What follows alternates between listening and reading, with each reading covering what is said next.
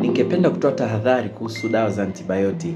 Sasa hivi tunapita kipindi ambacho ni cha mvua zinanyesha, na kuna hii hali ya baadhi ya watoto ambao wanakohoa sana, na kuna wengine mpaka wanabanwa na vifua. Kwa hiyo mara nyingi wazazi wamekuwa na tabia kukimbilia kwenye maduka ya dawa na kununua dawa za antibiotic. Na ukiangalia vikozi vingi vya muda huu huwa vinasababishwa na virusi badala ya bakteria.